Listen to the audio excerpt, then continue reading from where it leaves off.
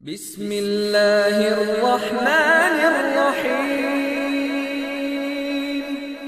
بالعلم بل بالأدب تنال أعلى الرتب فعش حياة العلماء وقرأ صنوف الكتب ودم على تواضع لا تفتخر بالنسب كفاك أن تخرج من دنيا الورى بالحسب بالعلم بل بالأدب تنال أعلى الرتب عيش حياة العلماء وقرأ صنوف الكتب ودم على تواضع لا تفتخر بالنسب كفاك أن تخرج من دنيا الورى بالحسب نعم لكنني من غير أم. السلام عليكم ورحمة الله وبركاته. الحمد لله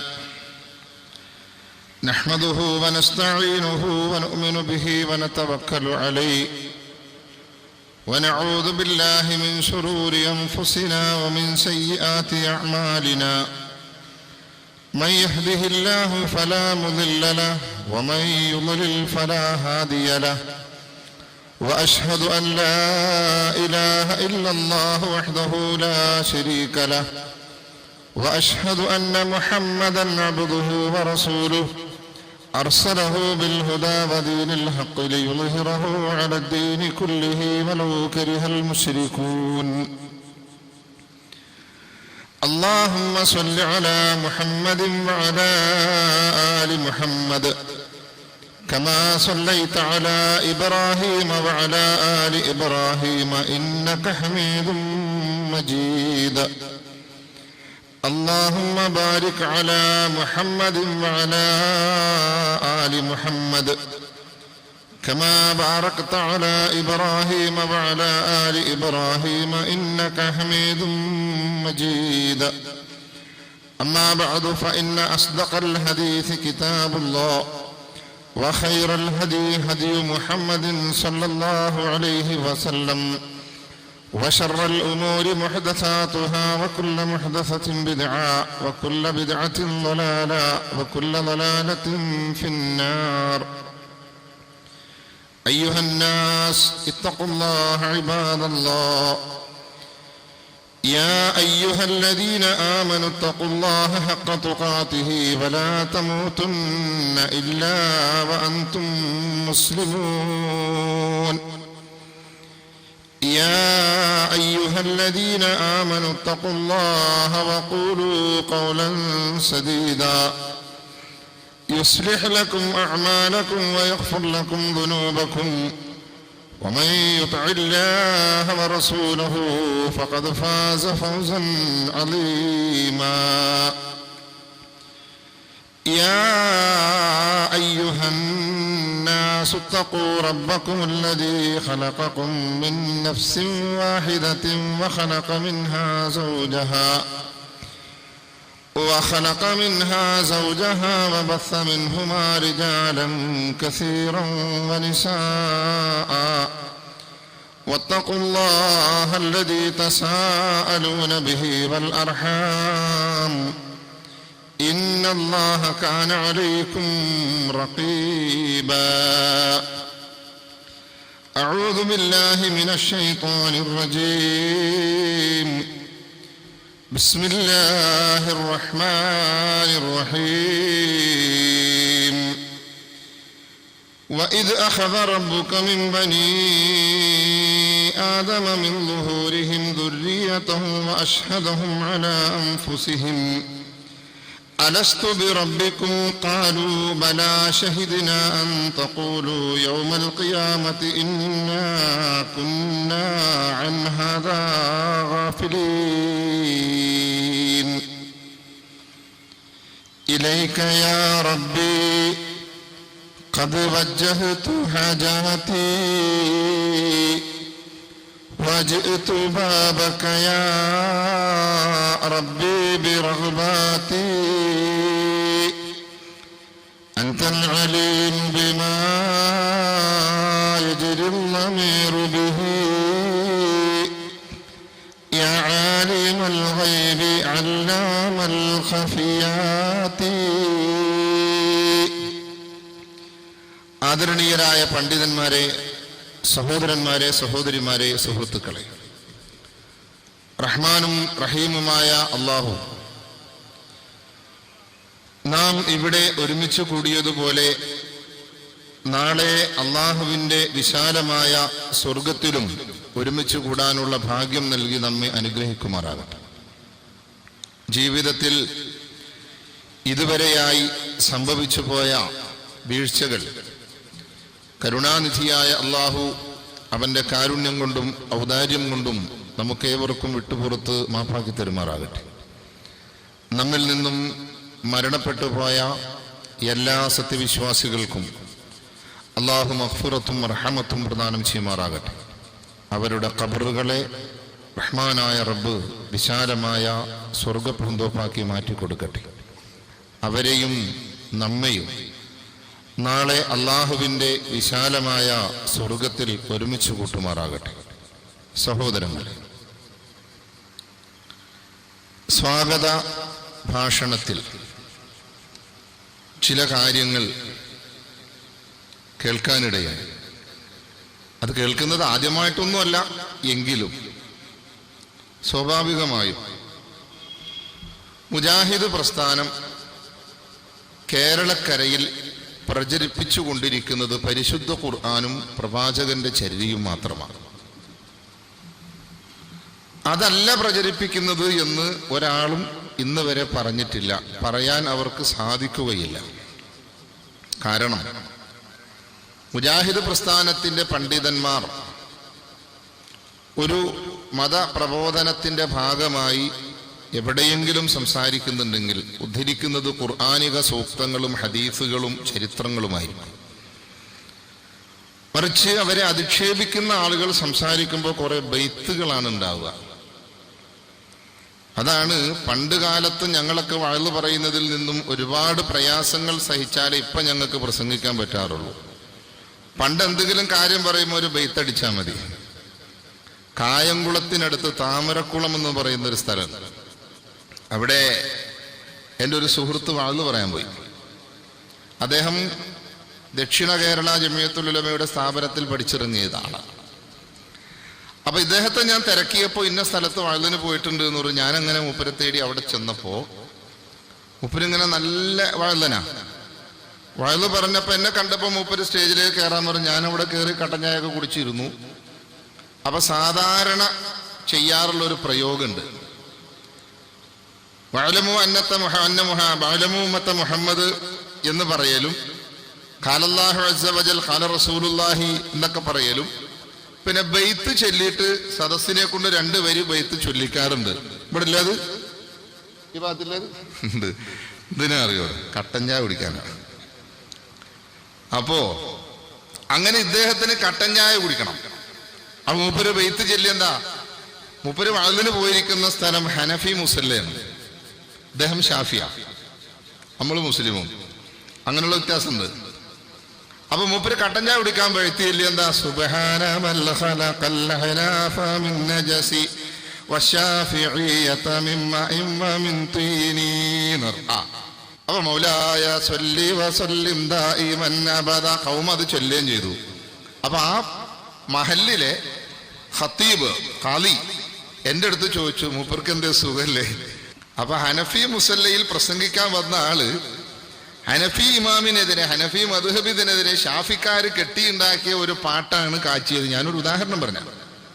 അപ്പോ മുജാഹിദ് പ്രസ്ഥാനം കാര്യങ്ങൾ പറയുമ്പോൾ പരിശുദ്ധ ഖുർആനിക സൂക്തങ്ങളും ഹദീസുകളും ചരിത്രങ്ങളും മാത്രമേ പറയാറുള്ളൂ. കെട്ടുകഥകളും ഞൊണ്ടിന്യായങ്ങളും ഒന്നും പറയാറില്ല. കാരണം അതിന്റെ ആവശ്യമില്ല. പിന്നെ മുജാഹിദ് പ്രസ്ഥാനത്തിന്റെ ഒരു പരിപാടി എവിടെയെങ്കിലും നടക്കുമ്പോൾ സ്വാഭാവികമായും ചില ആളുകൾക്ക് വെകിളി പിടിക്കാറുണ്ട്. അതിൻ്റെ ഒരു ഉദാഹരണം പറഞ്ഞാൽ, ഇരുട്ടത്തായിരിക്കും മിക്കവാറും. വെളിച്ചം എന്തായാലും ഇരുട്ടത്താണുള്ള ആവശ്യം വരിക. പാമ്പ്, തേള്, പഴുതാര പോലെയുള്ള സാധനങ്ങളെല്ലാം, ഇവിടെ പഴുതാര തന്നെയല്ലേ പറയാം ആ എഴിഞ്ഞു പോണ സാധനത്തിന്, ഇതൊക്കെ ഇരുട്ടത്തുണ്ടാവും. നമ്മളറിയാതെ ചവിട്ടിയാൽ ഈ സാധനം നമ്മളെ കൊത്തും. അപ്പൊ എന്താ വെച്ചാൽ ടോർച്ചടിക്കും. അതോടെ ഇത് പാഞ്ഞളയും. നിങ്ങൾക്ക് മനസ്സിലാകുന്നുണ്ടാകും എന്ന് ഞാൻ പ്രതീക്ഷിക്കുന്നു. അപ്പൊ ടോർച്ചടിക്കാൻ പോകുന്നു മുജാഹിദുകൾ. പണി കിട്ടും.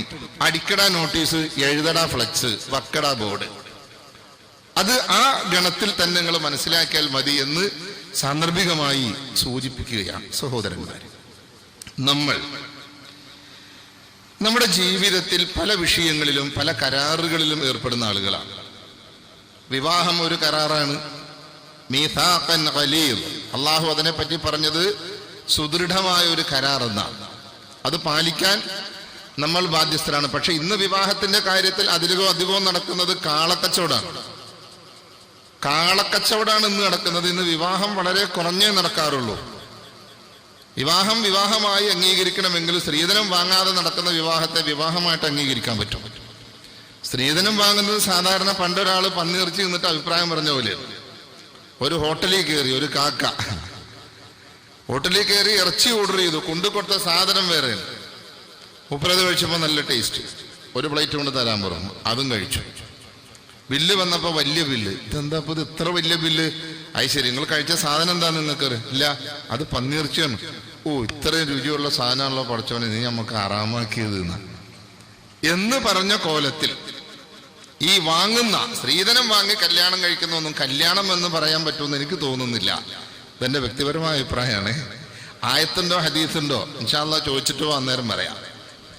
അപ്പോ ഇന്ന് നടക്കുന്നത് തെങ്ങും തോപ്പും തമ്മിൽ കല്യാണം, കമ്പനിയും തമ്മിൽ, കാറും തമ്മിൽ, ആണും പെണ്ണും തമ്മിലുള്ള ശരിയായ വിവാഹം നടക്കാറില്ല. ആ ശരിയായ വിവാഹത്തെയാണ് മീസാഖൻ ഖലീലാ വിശുദ്ധ ഖുർആനിലൂടെ അള്ളാഹു പരിചയപ്പെടുത്തിയത്.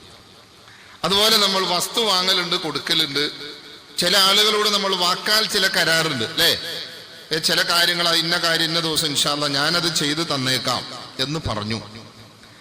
അത് നമുക്ക് പാലിക്കാൻ പറ്റിയില്ല എങ്കിൽ സ്വാഭാവികമായും സാധാരണ പറയാറുണ്ട്, ഞാൻ എങ്ങനെ ആ മനുഷ്യന്റെ മുഖത്ത് നോക്കും, എനിക്ക് വാക്ക് പാലിക്കാൻ പറ്റിയില്ല. ഞാൻ ആ പരിസരത്തേക്ക് ഇല്ലാതെ പറഞ്ഞത് വാക്കോ തെറ്റി, അതങ്ങ് പൂർത്തിയാക്കാതെ എനിക്ക് ആ മനുഷ്യനെ കാണാൻ പറ്റൂല. ഇത് സ്വാഭാവികമായും മനുഷ്യ സഹജമായി നമ്മൾ പറയാറുള്ള ഒരു വർത്താനം. മനുഷ്യരുമായി ഒരു കരാറുണ്ടാക്കിയാൽ, മനസ്സിലാകുന്നുണ്ടോ നിങ്ങൾക്ക്? മനുഷ്യരുമായി ഒരു കരാറുണ്ടാക്കിയാൽ ആ കരാറ് പാലിക്കാൻ ഏതെങ്കിലും സാഹചര്യത്താൽ നമുക്ക് സാധിക്കാതെ വന്നാൽ സ്വാഭാവികമായും ഉണ്ടാകാവുന്ന ഒരു പ്രതികരണമാണ്, ഞാനിപ്പോ അങ്ങോട്ട് വന്നാൽ ശരിയാവില്ല, എനിക്ക് അയാളോട് പറഞ്ഞ വാക്ക് പാലിക്കാൻ പറ്റില്ല, എനിക്ക് ആ മനുഷ്യന്റെ മുഖത്ത് നോക്കാൻ പറ്റൂല. അത് സ്വാഭാവികമായിട്ടും നമുക്കുള്ള വിഷമം. എന്നാൽ ഈ പ്രപഞ്ചത്തെ മുഴുവൻ സൃഷ്ടിച്ച് സംവിധാനിച്ച അള്ളാഹുവുമായി ചെയ്യുന്ന കരാറ് പാലിച്ചില്ലെങ്കിൽ അതൊരു പ്രശ്നമില്ല. കാരണം ബോധമില്ല. എന്താണ് ഈ ചെയ്യുന്ന കരാറ് എന്നതിന്റെ ബോധം ഇല്ലാത്തത് കൊണ്ടാണ്. ലാ ഇലാഹ ഇല്ലല്ലാഹ് മുഹമ്മദുർ റസൂലുള്ളാഹ് അംഗീകരിക്കുന്ന ആളുകൾ, വായിലനാവ് കൊണ്ട് പറയലല്ല, ജീവിതത്തിൽ പ്രാവർത്തികമാക്കുന്ന ആളുകൾ ഒരു ദിവസം കൃത്യമായി 5 നേരം നമസ്കരിക്കുമ്പോഴും അത് ഫർളല്ലാത്ത സുന്നത്ത് നമസ്കാരങ്ങളിലും അള്ളാഹുവിന്റെ മുമ്പിൽ നിന്നവൻ തക്ബീറത്തുൽ ഇഹ്റാമിലേക്ക് പ്രവേശിച്ചാൽ, എന്താണ് ഇഹ്റാം എന്നതുകൊണ്ട് ഉദ്ദേശിക്കപ്പെടുന്നത്? അതുവരെ ഹലാലായിരുന്ന എല്ലാം ഹറാമാക്കിക്കൊണ്ടുള്ള ഒരു മേഖലയിലേക്കുള്ള പ്രവേശനത്തിനാണ് ഇഹ്റാം എന്ന് പറയാം. സാധാരണ നിലക്ക് നമുക്ക് ഭക്ഷണം കഴിക്കാം, വെള്ളം കുടിക്കാം, സംസാരിക്കാം, ഭാര്യ സംസർഗത്തിൽ ഏർപ്പെടാതൊക്കെ നമുക്ക് ചെയ്യാൻ അനുവദിക്കപ്പെട്ടതാണ്. എന്നാൽ തക്ബീറത്തുൽ ഇഹ്റാമിലേക്ക് പ്രവേശിച്ചാൽ, നമസ്കാരത്തിൽ പ്രവേശിച്ചാൽ തിരിഞ്ഞു നോക്കാൻ പാടില്ല, സംസാരിക്കാൻ പാടില്ല, വെള്ളം കുടിക്കാൻ പാടില്ല, ഒന്നും പാടില്ല. ഹക്ക ഹറാമായി. അതാണ് ഇഹ്റാം. മറ്റൊരു മേഖലയിലേക്ക് അനുവദിച്ചത് എല്ലാം ഒഴിവാക്കിക്കൊണ്ടൊരു പ്രത്യേക മേഖലയിലേക്ക് പ്രവേശിക്കുന്നു. അങ്ങനെ പ്രവേശിച്ചു കഴിഞ്ഞാൽ ആദ്യമായി അള്ളാഹുമായി ചെയ്യുന്ന ഒരു കരാറുണ്ട്. ദുആഉൽ ഇഫ്തിതാഹ് എന്നാണ് മദ്രസകളിൽ അത് പഠിപ്പിക്കാറുണ്ട്. അത് കേരളത്തിലെ മുസ്ലിം സമുദായത്തിലെ എ മുതൽ ഇസഡ് വരെയുള്ള എല്ലാ ഗ്രൂപ്പുകളും സംഘടനകളും അവരുടെ എല്ലാ മദ്രസകളിലും പഠിപ്പിക്കാറുണ്ട് കുട്ടികൾക്ക്.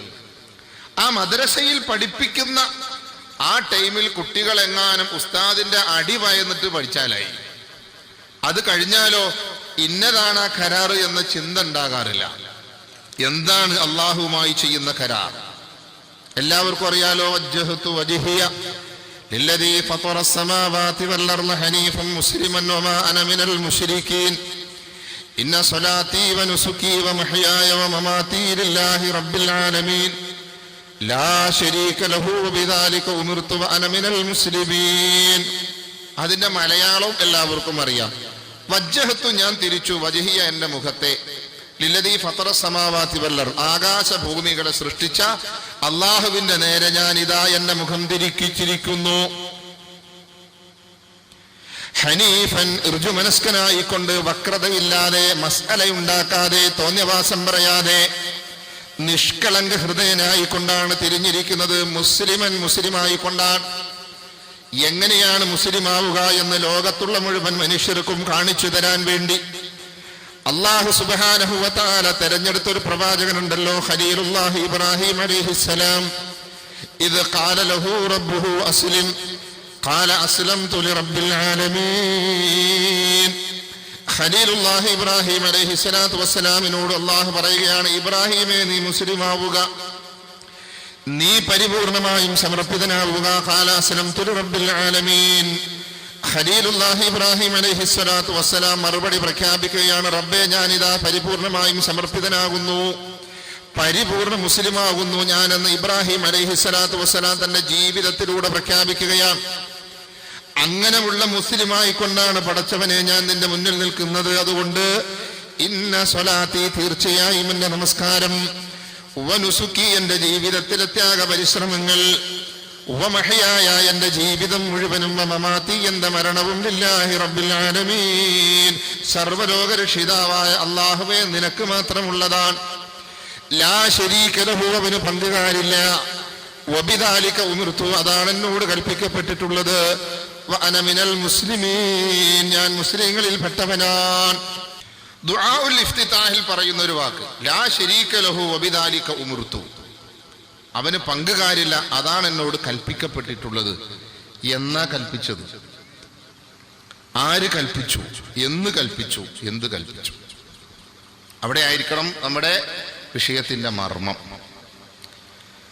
അള്ളാഹുവിന്റെ മുമ്പിൽ ഭൗതിക ജീവിതത്തിൽ അള്ളാഹു അനുവദിച്ച സകല കാര്യങ്ങളും മാറ്റിവെച്ചുകൊണ്ട് ഒരു ആത്മീയ മേഖലയിലേക്ക് കയറി നിന്നുകൊണ്ട് തുടക്കത്തിൽ അള്ളാഹുവുമായി ചെയ്യുന്ന കരാറാണ്. ഒന്ന്, എന്റെ നമസ്കാരം, എന്റെ ത്യാഗ പരിശ്രമങ്ങൾ മുഴുവൻ, എന്റെ ജീവിതം മുഴുവൻ, എന്റെ മരണവും അള്ളാഹുവേ നിനക്കാണ്. ലാ ശരീക ലഹു, അവന് പങ്കുകാരില്ല. വബിദാലിക ഉമിർതു, അതാണ് എന്നോട് കൽപ്പിക്കപ്പെട്ടിട്ടുള്ളത്. എപ്പോഴാണ് കൽപ്പിച്ചത്? വഇദ് അഖദ റബ്ബുക മിൻ ബനി ആദമ മിൻ ളുഹൂരിഹിം ദുർരിയതഹും വഅശ്ഹദഹും അലാ അൻഫുസിഹിം അലസ്തു ബിറബ്ബികും ഖാലൂ ബലാ ശഹിദ്നാ അൻ തഖൂലൂ യൗമൽ ഖിയാമത്തി ഇന്നാ കുന്നാ അൻ ഹാദാ ഗാഫിലീൻ. സൂറത്തുൽ അറാഫിലെ 172-ാമത്തെ ആയത്ത് അല്ലാഹു പറയും, വഇദ് അഖദ റബ്ബുക മിൻ ബനി ആദമ മിൻ ളുഹൂരിഹിം ദുർരിയതഹും, ആദമിന്റെ മുതുകിൽ നിന്നും, ആദം സന്തതികളിൽ നിന്ന്, അവരുടെ മുതുകിൽ നിന്ന് അവരുടെ ആത്മാക്കളെ നാം പുറത്തെടുക്കുകയും സന്താനങ്ങളെ പുറത്തെടുക്കുകയും അവരുടെ കാര്യത്തിൽ അവരെ തന്നെ നാം സാക്ഷി നിർത്തുകയും ചെയ്ത സന്ദർഭമുണ്ടല്ലോ. അവരുടെ വിഷയത്തിൽ, അഥവാ ഭൂമിയിൽ മനുഷ്യരായി ജീവിക്കുന്ന മുഴുവൻ മഖ്ലൂക്കുകളുടെയും വിഷയത്തിൽ അവരെ തന്നെ നാം സാക്ഷികളായി നിർത്തുന്ന സന്ദർഭം ഓർക്കുക. അല്ലാഹു ആ മനുഷ്യരോട് ചോദിച്ചു, അലസ്തു ബിറബ്ബിക്കും, ഞാനല്ലയോ നിങ്ങളുടെ റബ്ബ്, ഞാനല്ലയോ നിങ്ങളുടെ റബ്ബ് എന്ന് ചോദിച്ചപ്പോ, ഖാലൂ ബലാ ശഹിദ്നാ, അതെ, ഞങ്ങൾ അതിന് സാക്ഷിയാകുന്നു, നീ മാത്രമാണ് ഞങ്ങളുടെ റബ്ബ് എന്നതിന് ഞങ്ങൾ സാക്ഷിയാകുന്നു. എന്തിനാണിത് പറയിപ്പിച്ചത്?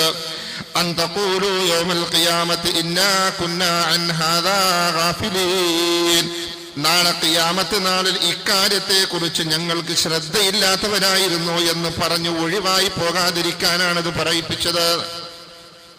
അപ്പോ ആദം സന്തതികളായ മുഴുവൻ മനുഷ്യ മക്കളുടെയും ആത്മാക്കളെ അള്ളാഹു പുറത്തെടുക്കുകയും ഈ ഖിയാമത്ത് നാൾ വരേക്കും ജനിക്കാനിരിക്കുന്ന മുഴുവൻ വർഗത്തെയും, മനുഷ്യവർഗത്തെയും മുന്നിൽ നിർത്തിക്കൊണ്ട് അള്ളാഹു ചോദിച്ചൊരു ചോദ്യമാണ്, അലസ്തു ബി റബ്ബിക്കും, ഞാനല്ലയോ നിങ്ങളുടെ റബ്ബ്? സമ്മതിച്ചു. ഖാലു ബലാ ഷഹീദിനാ, അതേ ഞങ്ങൾ സമ്മതിക്കുന്നു, ഞങ്ങൾ അതിന് സാക്ഷിയാൻ. അതാണ് വബിദാലിക ഉമിർത്തു, അതാണ് എന്നോട് കൽപ്പിക്കപ്പെട്ടത് എന്ന് പറയാനുള്ള സംഗതി. അതാണ് കൽപ്പന. അള്ളാഹുവിന് പങ്കുകാരില്ല, അള്ളാഹു ഏകനാണ്. ആരാധനകൾ അവന് മാത്രമേ പാടുള്ളൂ, അവനല്ലാത്തവർക്ക് ആരാധന പാടില്ല. അതാണ് ഞങ്ങളോട് കൽപ്പിക്കപ്പെട്ടിട്ടുള്ളത്. വഅന മിനൽ മുസ്ലിമീൻ, അതുകൊണ്ട് റബ്ബേ ഞാൻ മുസ്ലിങ്ങളിൽ പെട്ടവനാണ്. ഇത് അള്ളാഹുവുമായി നടത്തുന്ന ഒരു കരാറാണ്. ഈ കരാർ ഒരു കാരണവശാലും ലംഘിക്കാൻ പാടില്ല. ലംഘിച്ചാൽ എന്ത് സംഭവിക്കും? പാരത്രിക ലോകത്ത് കഠിനമായ നരകത്തിലെ ശിക്ഷ അനുഭവിക്കേണ്ടി വരും. എന്നാൽ സഹോദരങ്ങളെ, ഈ പ്രാർത്ഥന നിർവഹിക്കുന്ന, ഈ കരാർ ചെയ്യുന്ന ആളുകൾ അവരുടെ ജീവിതത്തിൽ ഈ കരാർ പാലിക്കുന്നുണ്ടോ, അതോ അള്ളാഹുവിനെ കളിയാക്കുകയാണോ ചെയ്യുന്നത്? ഒരാത്മപരിശോധന നടത്തും. നമുക്കറിയാം, ലോകത്ത് വന്ന മുഴുവൻ പ്രവാചകന്മാരും ഈ ലോകത്ത് പറഞ്ഞു തന്നത് ലാ ഇലാഹ ഇല്ലല്ലാ എന്ന ആപ്തവാക്യമാണ്. ആദം അലൈഹിസ്സലാത്തു വസ്സലാം മുതൽ അഷ്റഫുൽ ഖൽഖ് റസൂലുള്ളാഹി സ്വല്ലല്ലാഹു അലൈഹി വസല്ലമ വരെയുള്ള ലക്ഷത്തിൽ പരം വരുന്ന പ്രവാചകന്മാർ ലോകത്തോട് പറഞ്ഞത് ലാ ഇലാഹ ഇല്ലല്ലാ എന്ന മുദ്രാവാക്യമാണ്. അഫ്ളലു മാ ഖുൽതു അന വന്നബിയ്യൂന മിൻ ഖബ്ലി ഖൗലു ലാ ഇലാഹ ഇല്ലല്ലാ. ഞാനും എന്റെ മുൻപ് കഴിഞ്ഞു പോയ പ്രവാചകന്മാരും ലോകത്ത് പറഞ്ഞ വാക്കുകളിൽ ഏറ്റവും ശ്രേഷ്ഠമായ വാക്ക് അത് ലാ ഇലാഹ ഇല്ലല്ലാ എന്ന വാക്കാണ്. ഈ ലാ ഇലാഹ ഇല്ലല്ലയുടെ പൊരുൾ ശരിക്കും മനസ്സിലാക്കിയത് ഇസ്ലാമിന്റെ ശത്രുക്കളാണ്. ഇസ്ലാമിന്റെ ശത്രുക്കളാണ് അത് പൊരുൾ മനസ്സിലാക്കിയത്. ഉദാഹരണം പറഞ്ഞു തരാം.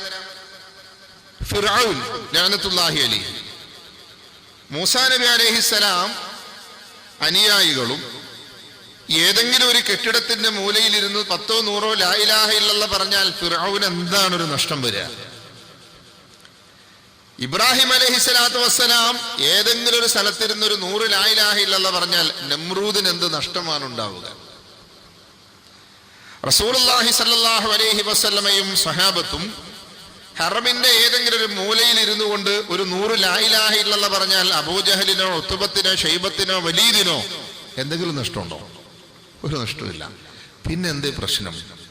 ലാ ഇലാഹ ഇല്ലല്ലാ അവർക്ക് മനസ്സിലായി, പക്ഷെ നമ്മുടെ ഖൗമിന് ഇതുവരെ മനസ്സിലായിട്ടില്ല.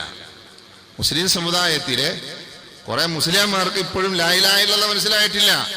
അവർക്ക് ലാ ഇലാഹ ഇല്ലല്ലാ എന്ന് പറഞ്ഞാൽ അതിന് മാത്രമേ അവർ മനസ്സിലാക്കിയിട്ടുള്ളൂ. അള്ളാഹു അവർക്ക് തിരുത്താൻ തൗഫീഖ് നൽകുമാറാകട്ടെ. മൂസാ നബി അലൈഹിസ്സലാത്തു വസ്സലാം അള്ളാഹുവിനോട് പ്രാർത്ഥിച്ചു, പടച്ചവനെ, നിനക്ക് പ്രത്യേകമായി ദിക്റിനും ശുക്റിനുമായി എനിക്ക് എന്തെങ്കിലും നീ പഠിപ്പിച്ചു തരണം. അള്ളാഹ് പറഞ്ഞു, യാ മൂസാ ഖുൽ ലാ ഇലാഹ ഇല്ലല്ലാ, മൂസാ നീ ലാ ഇലാഹ ഇല്ലല്ലാ എന്ന് പറഞ്ഞു. മൂസാ നബി അലൈഹിസ്സലാം പറഞ്ഞു, പടച്ചവനെ, അത് ജനറൽ അല്ലേ, അതൊരു ജനറൽ ദിക്റല്ലേ, എല്ലാവരും ചൊല്ലുന്നതല്ലേ, ഞാൻ നിന്റെ പ്രവാചകനല്ലേ, അതുകൊണ്ട് പ്രവാചകൻ എന്ന നിലക്കൊരു സ്പെഷ്യലാണ് ഞാൻ ആവശ്യപ്പെട്ടത്. അല്ലാഹു സുബ്ഹാനഹു വ തആല മൂസാ അലൈഹിസ്സലാത്തു വസ്സലാമിനെ പറഞ്ഞു കൊടുക്കുകയാണ് അതിന്റെ വെയിറ്റ്. അല്ല മൂസ, നീ ഒരു തുലാസ് എടുത്തു വെക്ക് മൂസ, ഈ ലോകത്തുള്ള മുഴുവൻ വസ്തുക്കളും ആ തുലാസിന്റെ ഒരു തട്ടിൽ വെക്ക് മൂസ. ലാ ഇലാഹ ഇല്ലല്ലാ എന്നത് ആ തുലാസിന്റെ മറുതട്ടിൽ വെക്ക് മൂസ. എന്നിട്ടൊന്ന് തൂക്കി നോക്കൂ മൂസ, ലാ ഇലാഹ ഇല്ലല്ലാ വച്ച തട്ടിനാണ് മൂസ കനം കൂടുതൽ ഉണ്ടാവുന്നത്. അതുകൊണ്ട് പഠിച്ചോ മൂസ ലാ ഇലാഹ ഇല്ലല്ലാ. ഖാല റസൂലുള്ളാഹി സ്വല്ലല്ലാഹു അലൈഹി വസല്ലം അഫ്ളലു ദിക്രി ലാ ഇലാഹ ഇല്ലല്ലാ വ അഫ്ളലു ദുആഇ അൽഹംദുലില്ലാഹ്. അല്ലാഹുവിന്റെ റസൂൽ അതിന്റെ അടിസ്ഥാനത്തിലാണ് പറഞ്ഞത്. അപ്പോ ഈ ലാ ഇലാഹ ഇല്ലല്ലയുടെ വെയിറ്റ് അന്നത്തെ ശത്രുക്കൾക്ക് മനസ്സിലായില്ല. അതുകൊണ്ടാണ് അവരതിനെ എതിർത്തത്.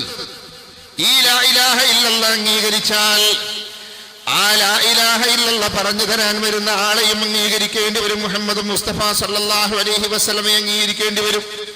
അങ്ങനെ അംഗീകരിച്ചാൽ ആ ലാ ഇലാഹ ഇല്ലല്ലയുടെ വൃത്തത്തിനകത്ത് തന്നെ നിൽക്കേണ്ടി വരും, പുറത്തു പോകാൻ പറ്റൂല. നിലവിലുള്ള കിരീടവും ചെങ്കോലും നഷ്ടമാവും. നിലവിലുള്ള തങ്ങൾ ഉണ്ടാക്കിയ എല്ലാ നിയമങ്ങളും മാറ്റിവെക്കേണ്ടി വരും. തങ്ങളുടെ ഇംഗീതങ്ങൾ മാറ്റിവെക്കേണ്ടി വരും.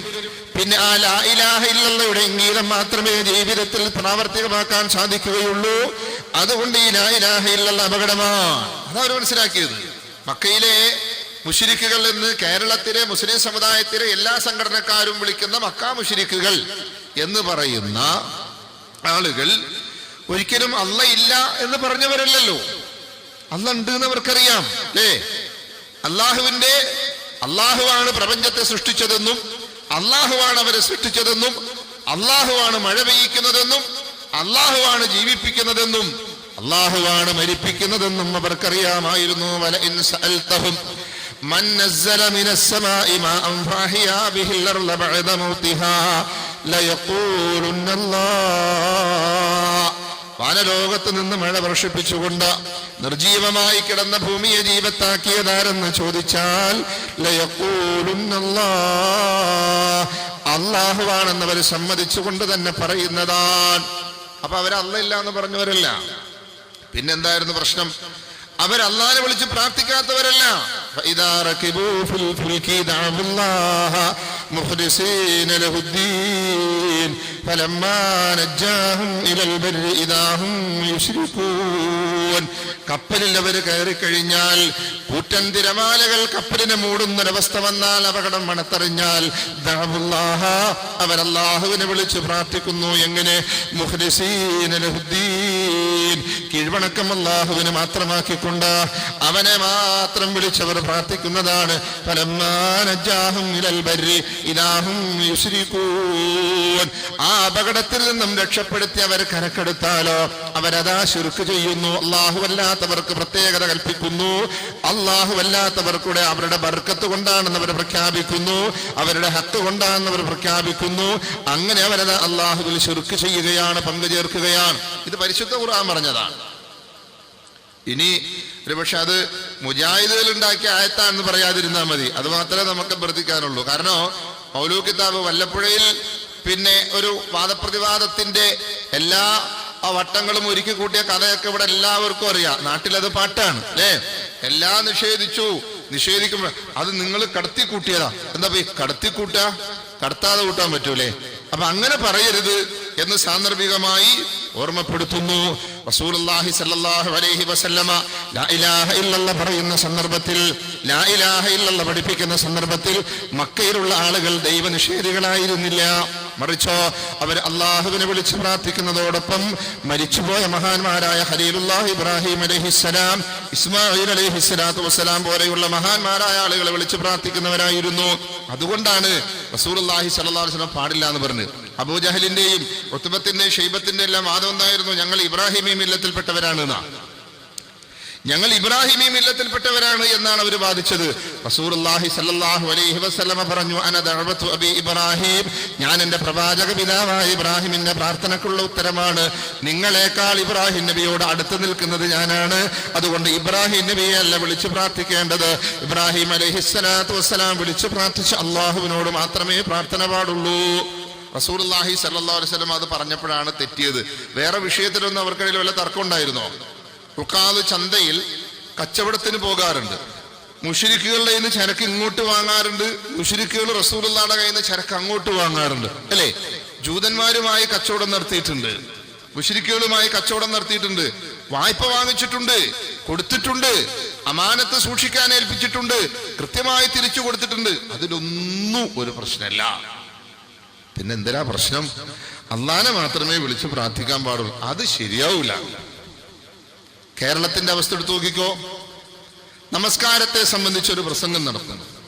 എല്ലാവരും പറയും കേൾക്കണം, നമ്മൾ പഠിക്കേണ്ട വിഷയമാണ്, ആർക്കൊരു പ്രശ്നമില്ല, കാര്യമായ പ്രശ്നമൊന്നുമില്ല. റമദാൻ ശഅബാൻ മാസം ഇങ്ങോട്ട് വന്നാൽ അഹ്ലൻ റമദാൻ ക്യാമ്പയിനാണ്, എല്ലാവരും നടത്തും, ആർക്കും ഒരു പ്രശ്നമില്ല. റമദാൻ അത് നമ്മൾ പഠിക്കേണ്ടതാണ്. ശരി, ഹജ്ജ് റമദാൻ അങ്ങോട്ട് കഴിഞ്ഞാൽ ശവ്വാൽ ഏതാണ്ട് 10 തുടങ്ങിയിട്ട് ഹജ്ജ് ക്ലാസ്സുകളുടെ പെരുമഴയാണ്. അതിങ്ങനെ പേടിപ്പിക്കലാണ്, കാശ് മേടിക്കും. അതുപോട്ടെ, അതിനും ആർക്കും തർക്കമില്ല. എന്നാൽ അപ്പോ അതുപോലെ തന്നെ ജക്കാത്തിനെ സംബന്ധിച്ച് ഒരു ക്ലാസ് എടുക്കുകയാണെങ്കിലും ജക്കാത്ത് നമ്മൾ ശരിക്കും പഠിക്കേണ്ടതാണ്, എല്ലാം പഠിക്കേണ്ടതാണ്, സമ്മതിക്കും. എന്നാൽ ഇത് 2 നമസ്കാരം, 3 സക്കാത്ത്, 4 നോമ്പ്, 5 ഹജ്ജ്, 1 അത് മിണ്ടണ്ട. അങ്ങനെ ശരിയാവുക? 1 കഴിഞ്ഞിട്ടല്ലേ കൂട്ടരെ 2. 1 പറയുമ്പോൾ പ്രശ്നമാണ്. 1 ഒഴികെ വേറെ ഏതും സമ്മതിക്കാം, അംഗീകരിക്കാൻ പ്രശ്നമല്ല. പക്ഷെ 1 കഴിഞ്ഞിട്ടാണ് 2. 1 അംഗീകരിക്കാത്തവന് 2, 3, 4, 5 ഇല്ല. അല്ലാഹുവല്ലാത്തവരെ വിളിച്ചു പ്രാർത്ഥിക്കുന്നവൻ എന്ത് നമസ്കാരം? അല്ലാഹുവല്ലാത്തവരെ വിളിച്ചു പ്രാർത്ഥിക്കുന്നവന് എന്ത് നോമ്പ്? അല്ലാഹുവല്ലാത്തവരെ വിളിച്ചു പ്രാർത്ഥിക്കുന്നവന് എന്ത് ഹജ്ജ്? ഞങ്ങൾ അല്ലാഹു ഒരുവനാണെന്ന് വിശ്വസിക്കുന്നു. ഇവിടുത്തെ ഹിന്ദുക്കൾ വിശ്വസിക്കുന്നില്ല അങ്ങനെ. ഏതൊരു ഹിന്ദു സഹോദരനെ വിളിച്ചൊന്ന് ചോദിച്ചു നോക്കും, മോനെ ദൈവം എത്ര? 1 അങ്ങനെ പറയും. ബുദ്ധിയുള്ള ഒരു ക്രിസ്ത്യാനിനെ വിളിച്ചു ചോദിക്ക്, ദൈവം എത്ര? 1. തലക്ക് വെളിവുള്ള ഒരു മുസൽമാനെ വിളിച്ചു ചോദിക്കും, ദൈവം എത്ര? 1. ഈശ്വര വിശ്വാസികൾ എന്ന പേരിൽ ലോകത്തറിയപ്പെടുന്ന ഏത് മതവിഭാഗത്തോട് ചോദിച്ചാലും പറയും 1. 2 ഉണ്ട് എന്ന് ആരും പറയില്ല. അതാകെ ഒരാളെ പറഞ്ഞിട്ടുള്ളൂ. അല്ല 2 ഉണ്ട് എന്ന് പറയാൻ ധാർഷ്ട്യം കാണിച്ച ഒരാളേ ഉള്ളൂ. ബാക്കി ആരും അത് പറഞ്ഞിട്ടില്ല. അപ്പോ എല്ലാവരുടെയും വിശ്വാസം ശരിയാണോ? അല്ല. നിങ്ങളെ സൃഷ്ടിച്ചതാരാ? അല്ലാഹ്. മഴ പെയ്യിക്കുന്നതോ? അല്ലാഹു. ജീവിപ്പിക്കുന്നതോ? അല്ലാഹു. മരിപ്പിക്കുന്നതോ? അല്ലാഹു. പിന്നെന്താ പ്രശ്നം? പിന്നെന്തിനാ മക്കയിലെ ആളുകളെ മുശ്രിക്കുകളെ എന്നും കാഫിറുകളെ എന്നും വഴിപിഴച്ചവരെ എന്നും കാരുണ്യവാനായ അല്ലാഹു വിളിച്ചത്? അല്ലാഹു കാരുണ്യവാനാണെന്ന കാര്യത്തിൽ ആർക്കും ഒരു തർക്കമില്ല. പിന്നെ എന്തുകൊണ്ട് അവരങ്ങനെ വിളിച്ചു? അവരുടെ വിശ്വാസം ശരിയല്ല. അല്ലാഹു ഏകനാണ് എന്ന് വിശ്വസിച്ചാൽ വിശ്വാസം ശരിയാകുമെങ്കിൽ ലോകത്തുള്ള മുഴുവൻ ആളുകളുടെയും വിശ്വാസം ശരിയാകണം.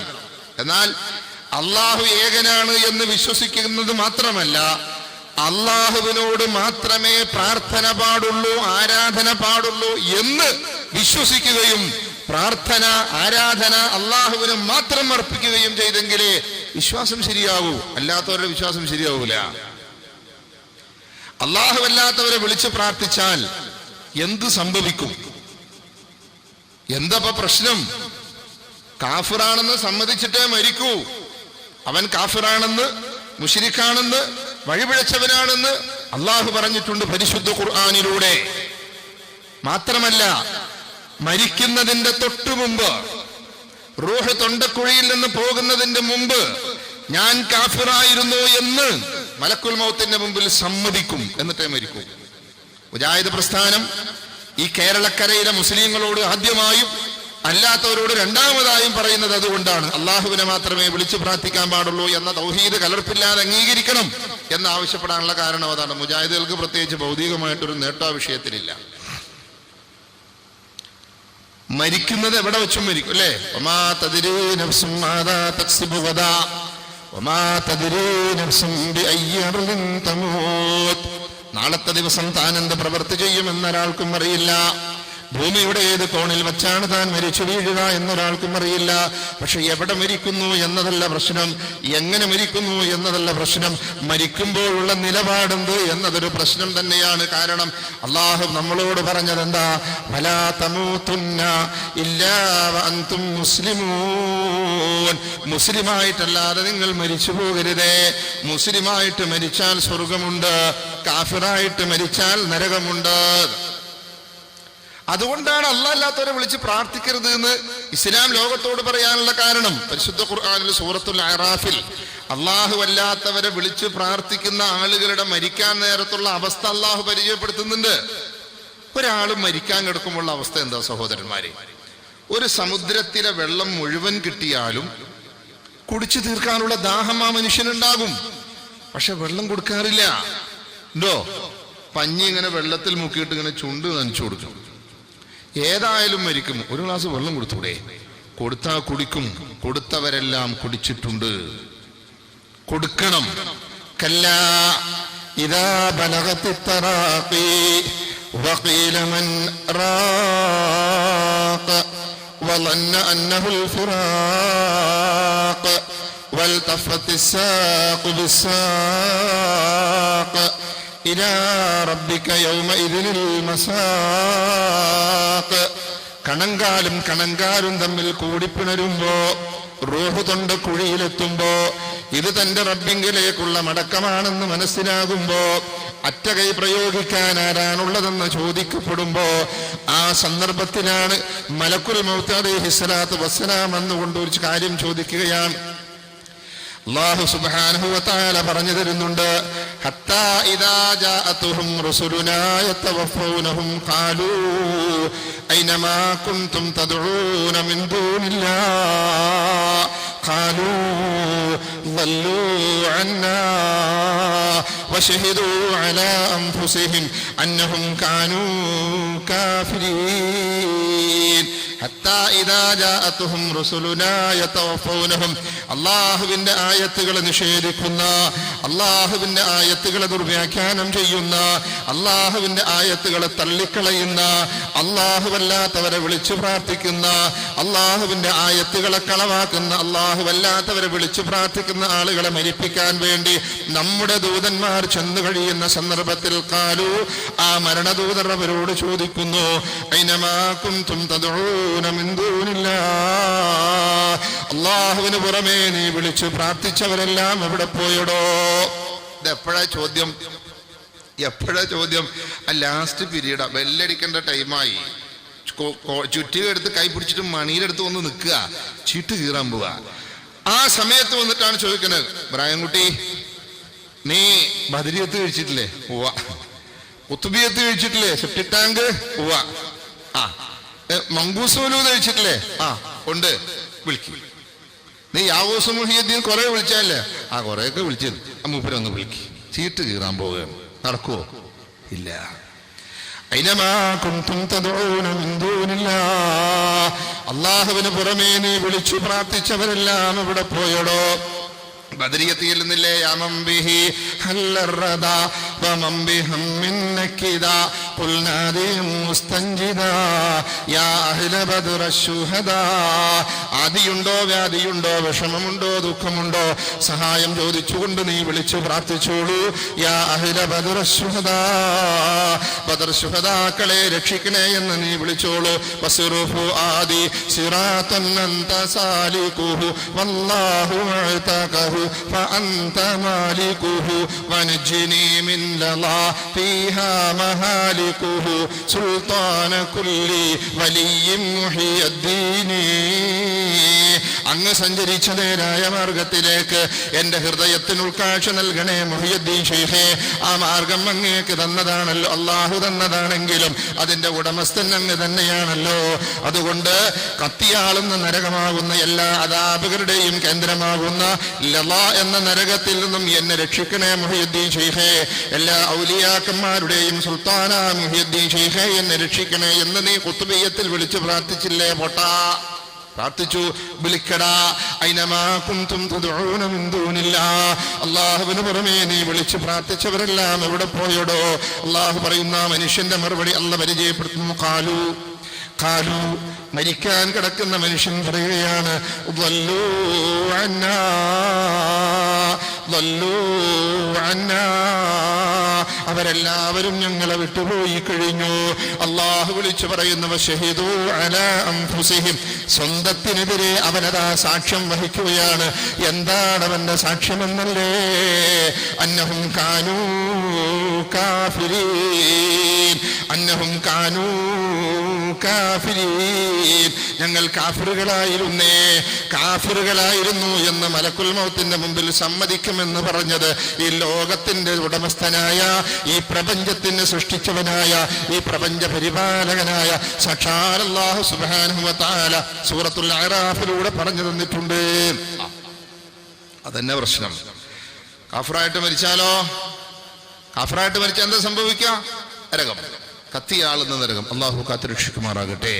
ഈ സമുദായത്തിന് ഒരു ദുരവസ്ഥ ഉണ്ടാകാൻ പാടില്ല. അത് മാത്രമേ മുജാഹിദുകൾക്ക് ആഗ്രഹമുള്ളൂ, വേറൊരു ആഗ്രഹമില്ല.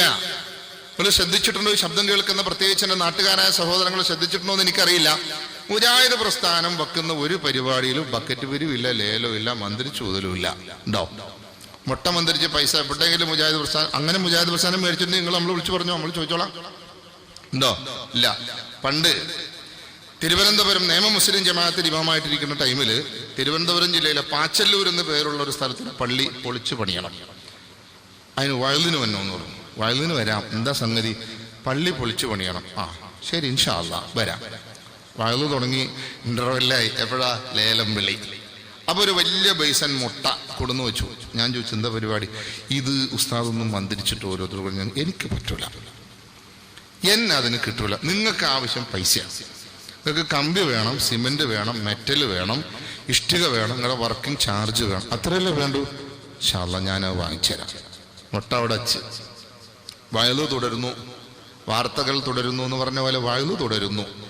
അങ്ങനെ കുറച്ചു പേരും കൂടി പറഞ്ഞിട്ട് മനസ്സു നൊന്ന് പടച്ചവനോട് കാര്യം പറയും. പടച്ചവനൊരു പള്ളി വളരെ ജീർണിച്ച് കിടക്കണം, ഇതൊന്ന് പൊളിച്ചു പണിയാനുള്ള ഒരു അവസരത്തിന് വേണ്ടിയിട്ട് ഞങ്ങൾ പ്രാർത്ഥിക്കുകയാണ്, സഹായിക്കണേ അല്ല, ഈ ജനങ്ങൾക്ക് നിന്റെ മാർഗത്തിൽ ചെലവ് ചെയ്യാൻ അവസരം കൊടുക്കണേ അല്ല എന്നൊക്കെ പ്രാർത്ഥിച്ചിട്ട് പ്രാർത്ഥന തീർത്തിട്ട് ഈ മുട്ട നിങ്ങൾ ഓരോരുത്തർ കൊണ്ടുപോയിക്കോ, ഏതായാലും നിങ്ങൾക്ക് തരാൻ വേണ്ടി കൊടുന്ന നിങ്ങൾക്ക് കഴിയുന്ന ഒരു സംഖ്യ ഇപ്പൊ പറയാമെങ്കിൽ ഇപ്പൊ പറയാ, അല്ലെങ്കിൽ നാളെ ഇങ്ങോട്ട് പറഞ്ഞാൽ അത് എഴുതി തന്നാൽ മതി എന്നൊരു മുട്ട കൊടുത്തു. അൽഹംദുലില്ലാ, വലിപ്പം പറയല്ല, അള്ളാഹുവിന്റെ ഭവനത്തിന് അള്ളാഹു തന്നതാണ്. 3 ദിവസത്തെ വഴലുകൊണ്ട് ആ പള്ളിയുടെ വർക്ക് ചെയ്യാനുള്ള മെറ്റലും സിമെന്റും ഇഷ്ടികയും സാധനങ്ങളൊക്കെ അൽഹംദുലില്ലാ അവിടെ കിട്ടി. മന്ത്രിച്ചാലോ അതൊരു ജാതി ചതിയാണ്. പണ്ട് ഒരാൾ പ്രസംഗിക്കാൻ, ഞാൻ റെയിൽവേ സ്റ്റേഷനിൽ ഇരുന്നപ്പോൾ ഒരു സ്ത്രീ വന്ന് ഒരു കുട്ടിയെ കാണിച്ചിട്ട് പറഞ്ഞു, ഉസ്താദേ ഇത് ഉസ്താദിന്റെ കുട്ടിയാണ്. അപ്പൊ മൂപ്പര് സ്വയം പറയാ, ഞാൻ ഞെട്ടിപ്പോയി. മൂപ്പരിപ്പോ ഞെട്ടിക്കൊണ്ടിരിക്കുന്നു. അപ്പോ എന്താ സംഗതി? ഉസ്താദ് ഒരിക്കൽ വയല് പറഞ്ഞപ്പോ ഒരു നെയ്യ് മന്ത്രി ചൂതി തന്നു, അത് കഴിച്ചപ്പോണ്ടായ കുട്ടിയാണ്. അപ്പൊ നെയ്യിലായിരുന്നോ? നമ്മൾ ചോദിക്കണില്ല, അതിലുണ്ടായ കുട്ടിയാണ് ഇപ്പൊ ഇത് എന്ന് പറഞ്ഞു. അത് ചതിയാണ്. മുജാഹിദ് പ്രസ്ഥാനത്തിന്റെ ഒരു പരിപാടി അത് ചതിപ്രയോഗമില്ല. തൗബ പൈസ ഇല്ല, മുസാഫത്ത് പൈസ ഇല്ല, ഇതൊന്നുമില്ല. അപ്പൊ ഞാൻ പറഞ്ഞു വന്നത്, അല്ലാഹുവല്ലാത്തവരെ വിളിച്ചു പ്രാർത്ഥിക്കുന്നവൻ മരിക്കാൻ നേരത്ത് കാഫിറാണെന്ന് സമ്മതിക്കും. ഇനി ഒരു മനുഷ്യൻ മരിച്ചാലോ, മലക്കുൽ മൗത്ത് അലൈഹിസ്സലാത്തു വസ്സലാം അവന്റെ റൂഹിനെ പിടിച്ചാലോ, മലക്കുകൾ 1-ാം ആകാശത്തേക്ക് കൊണ്ടുപോകും. മുഅ്മിനായ ഒരു മനുഷ്യനാണ് മരിച്ചതെങ്കിൽ 1-ാം ആകാശത്തിന്റെ കവാടങ്ങൾ മലർക്കെ തുറക്കുന്നതാണ് റസൂലുള്ളാഹി സ്വല്ലല്ലാഹു അലൈഹി വസല്ലം പഠിപ്പിക്കുന്നു.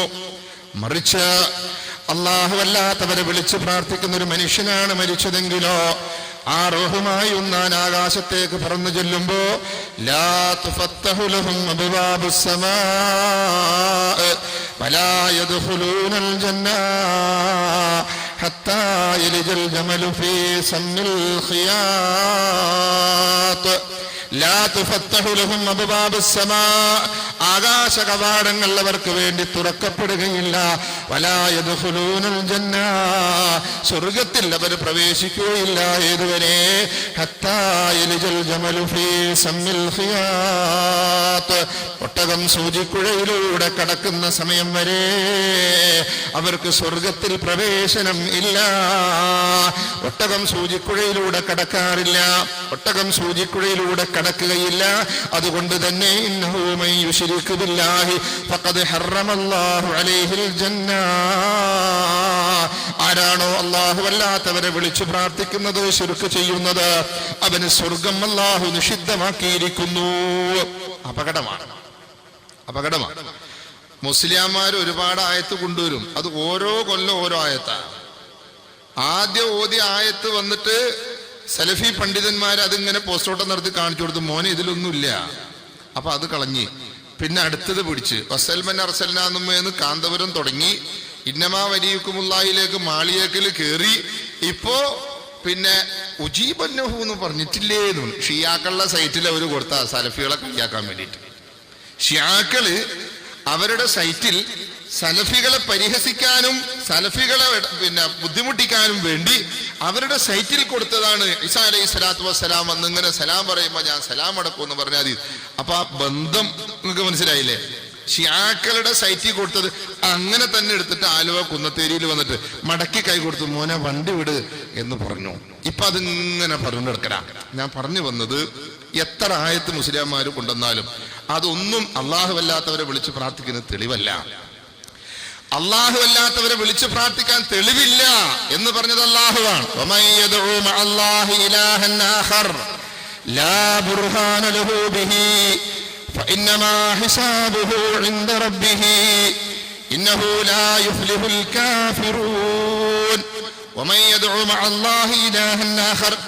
ആരെങ്കിലും അല്ലാഹുവോടൊപ്പം മറ്റു വല്ലവരെയും വിളിച്ചു പ്രാർത്ഥിച്ചാൽ ലാ ബുർഹാന ലഹു ബിഹി, അങ്ങനെ അല്ലാഹുവല്ലാത്തവരെ വിളിച്ചു പ്രാർത്ഥിക്കാൻ ലോകത്ത് പ്രമാണങ്ങളില്ല, തെളിവില്ല.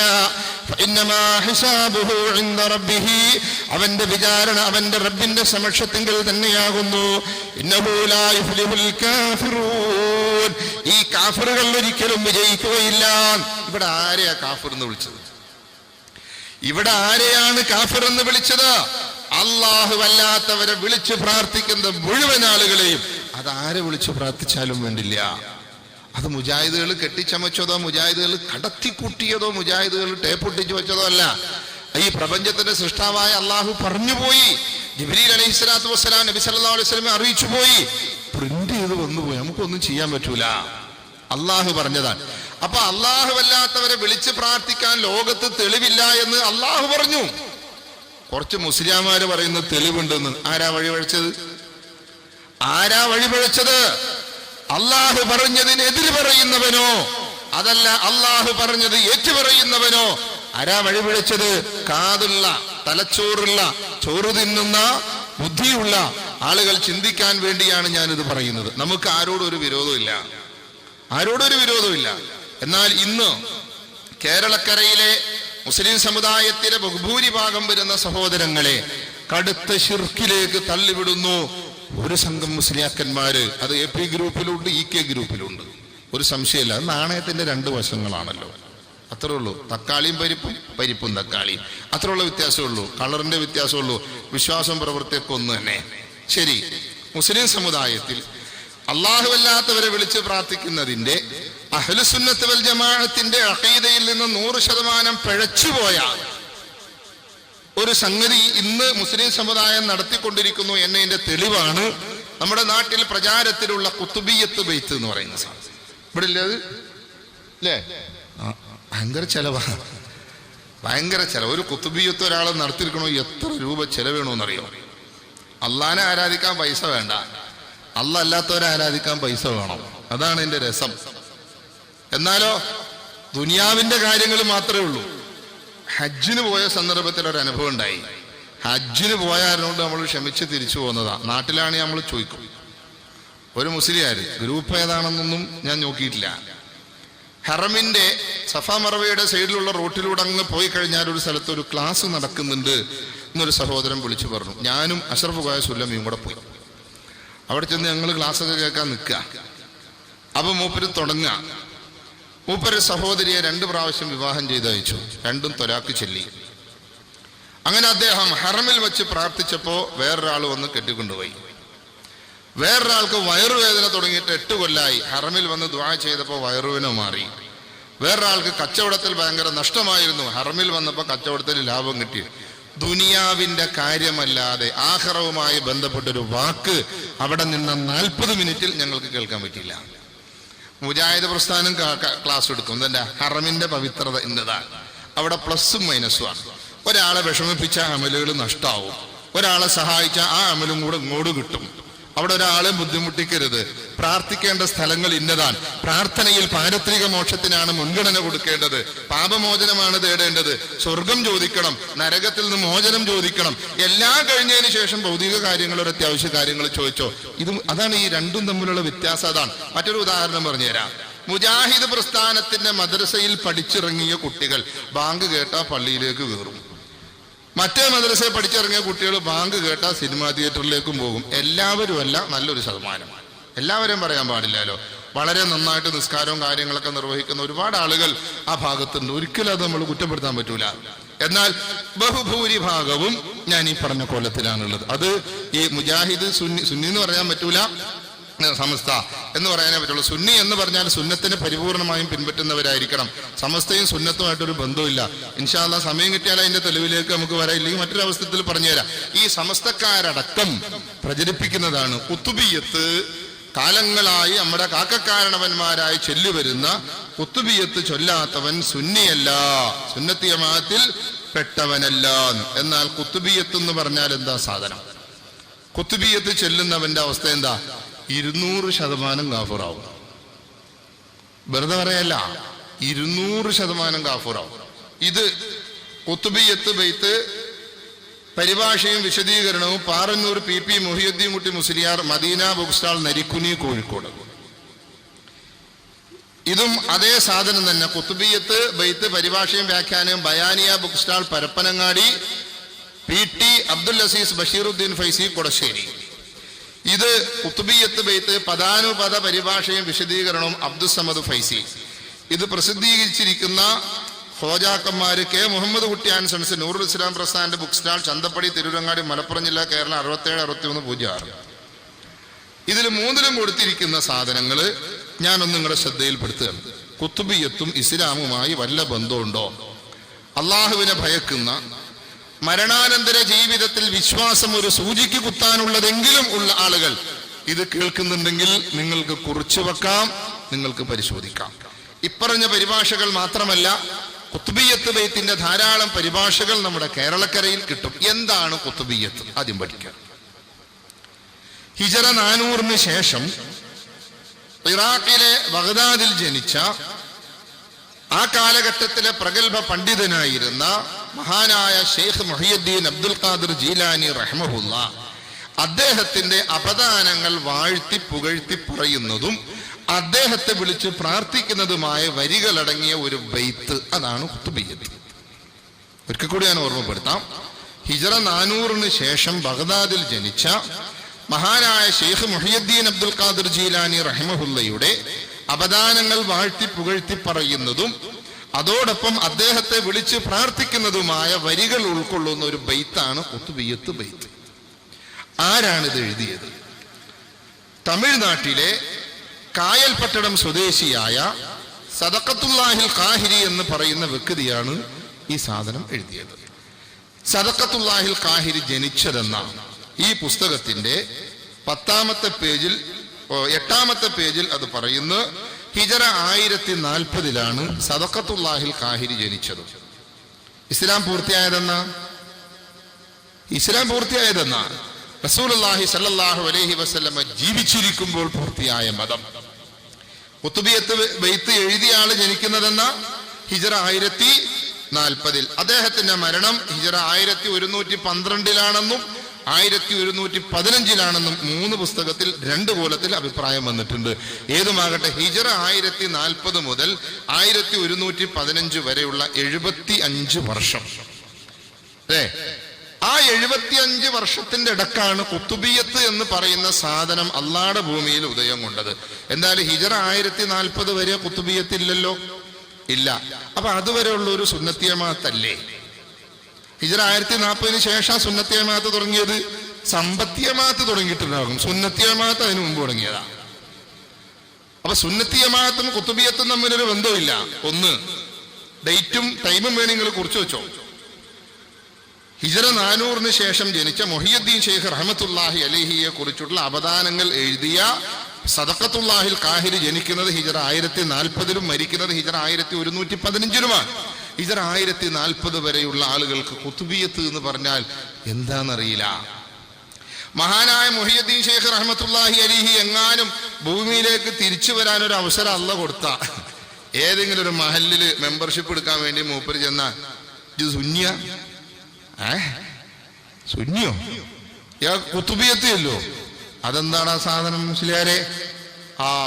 ഇത് മുജാഹിദാ, പൊയ്ക്കോ. പാവം നേരെ മുജാഹിദ് പള്ളിയിലേക്ക് വരും, ഒരു സംശയ കാര്യത്തിൽ വേണ്ട.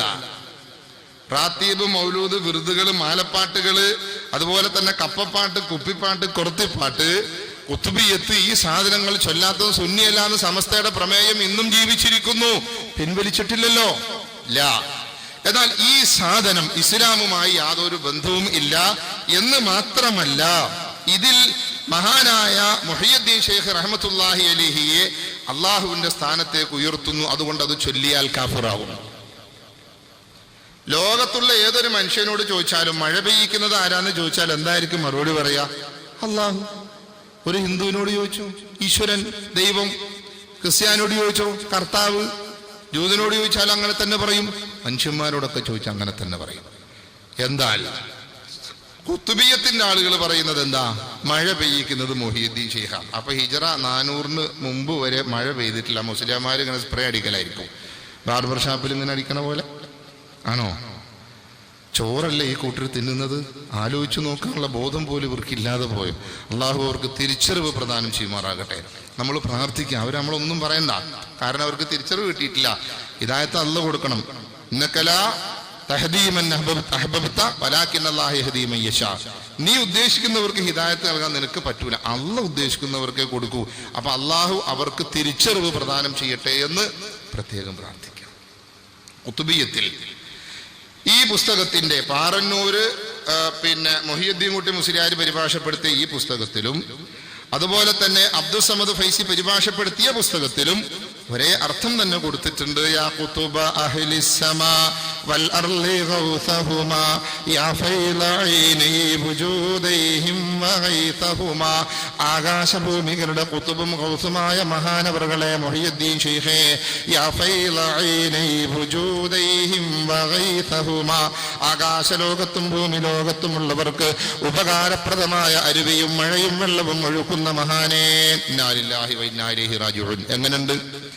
ആകാശലോകത്തും ഭൂമി ലോകത്തുമുള്ളവർക്ക് ഉപകാരപ്രദമായ മഴ പെയ്യിക്കുന്ന മുഹിയുദ്ദീൻ ശൈഖേ എന്ന് പറഞ്ഞാൽ ഇസ്ലാമിന് പുറത്താണോ അതോ അകത്താണോ? ഇസ്ലാമിനെ പറ്റി മദ്രസയിൽ അലിഫും ബാവെങ്കിലും പഠിച്ച ആളുകളുണ്ടെങ്കിൽ മനസ്സിലാക്കി വെച്ചോ. ഇതാണ്, ഈ സാധനമാണ് നമ്മൾ വീട്ടിൽ ഒരാടിനെ മേടിച്ച് അതിന് മുഹിയുദ്ദീൻ എന്ന് പേരിടും. മുഹിയുദ്ദീൻ ഒരു പോത്തിനെ മേടിച്ചാലോ സക്കാഫി എന്നും പേരിടും. എന്നിട്ട് അതിനെ അറുത്തിട്ട് നേർച്ച അഴിക്കല. അപ്പൊ മുസ്ലിംമാരെ വിളിച്ചാല് കൊടുക്കുന്ന സാധനത് എത്ര രൂപ ചെലവുണ്ട്? എന്തിന്? കാഫിറാവാനേ. കാഫിറാകാൻ പൈസ ചെലവ് ചെയ്യുന്നു. ഇസ്ലാമുമായി ഒരു ബന്ധവുമില്ലാത്ത ഒരു സംഗതി, നബി സല്ലല്ലാഹു അലൈഹി വസല്ലമക്ക് പരിചയമില്ലാത്ത, സഹാബത്തിന് പരിചയമില്ലാത്ത, താബിഈകൾക്കോ താബിഈകൾക്കോ മദ്ഹബിന്റെ ഇമാമുകൾക്കോ പരിചയമില്ലാത്ത, ആർക്കും പരിചയമില്ലാത്ത സാധനം ഹിജറ 1040 ജനിച്ച 1115 മരിച്ച സദഖത്തുല്ലാഹിൽ ഖാഹിരി എന്ന് പറയുന്ന മനുഷ്യൻ എഴുതി വെച്ച ഒരു സാധനം. മാത്രമല്ല മുഹിയുദ്ദീൻ ശൈഖിൽ അല്ല തവക്കുലാക്കുക. എന്താ തവക്കുലാക്കുക എന്ന് പറഞ്ഞാല്? വരമേൽപ്പിക്കുക, അല്ലേ? വക്കാലത്ത് കൊടുക്കുക എന്ന് പറഞ്ഞാല് വരമേൽപ്പിക്കുക. ഖലീലുല്ലാഹി ഇബ്രാഹിം അലൈഹിസ്സലാത്തു വസ്സലാമിനെ ശത്രുക്കൾ തീയിലേക്ക് വലിച്ചെറിയാൻ വേണ്ടി കൈകാലുകൾ കെട്ടിക്കൂട്ടി വച്ചു നിൽക്കുന്ന സന്ദർഭത്തിൽ ജിബ്രീൽ അലൈഹിസ്സലാത്തു വസ്സലാം എന്നിട്ട് ചോദിക്കുന്നു, ഇബ്രാഹിം നബിയെ, താങ്കളെ ഇവരിതാ നശിപ്പിക്കാൻ പോവുകയാണ്, അതുകൊണ്ട് ഞാൻ സഹായിക്കണോ? ഇബ്രാഹിം നബി അലൈഹിസ്സലാത്തു വസ്സലാം നന്നായിട്ട് പറഞ്ഞു, വേണ്ട ജിബ്രീലേ, വേണ്ട ജിബ്രീലേ, ഹസ്ബുനല്ലാഹു വ നിഅമൽ വകീൽ. എനിക്കെന്റെ റബ്ബ് മതി, എനിക്ക് അല്ല മതി, ബരമേൽപ്പിക്കാൻ അല്ലാഹു മതിയായവനാൻ. എന്നാൽ ഇവിടെ അല്ല മുഹിയുദ്ദീൻ ശൈഖിൽ ബരമേൽപ്പിക്കുന്നു. ഫഅൻത മുഖ്തദിർ ഫീ ഖൽഖിഹി വമുതാ അൻതൽ വകീലു ലഹു യാ മുഹിയുദ്ദീൻ. അല്ലാഹുവിന്റെ സൃഷ്ടികളിൽ നിങ്ങൾ അനുസരണമുള്ളവനും കഴിവുമുള്ളവനാണ്. അതുകൊണ്ട് മുഹിയുദ്ദീൻ ശൈഖ് തങ്ങളെ, നിങ്ങൾ അല്ലാഹുവിന്റെ വക്കീലാകുന്നു. അല്ല മുഹിയുദ്ദീൻ ശൈഖിൽ തവക്കുലാക്കി എന്ന് പറഞ്ഞാൽ, മനുഷ്യന്മാരെ, കണ്ണും കാതും ഹൃദയവും ഉള്ളവരെ, ജീവനുള്ളവരെ, ബോധമുണ്ടെങ്കിൽ ആലോചിച്ചു നോക്ക്. ഈ സാധനമാണ് സുന്നത്തി ജമാഅത്തിന്റെ പേരിൽ. ഇതിന് സമ്പത്തി ജമാഅത്ത് എന്ന് പറഞ്ഞാൽ പോരാ. സെപ്റ്റിക് ടാങ്ക് അണ്ണാച്ചികളെ വിളിച്ചാൽ 2 മണിക്കൂർ കൊണ്ട് ക്ലീൻ ചെയ്തു തരും.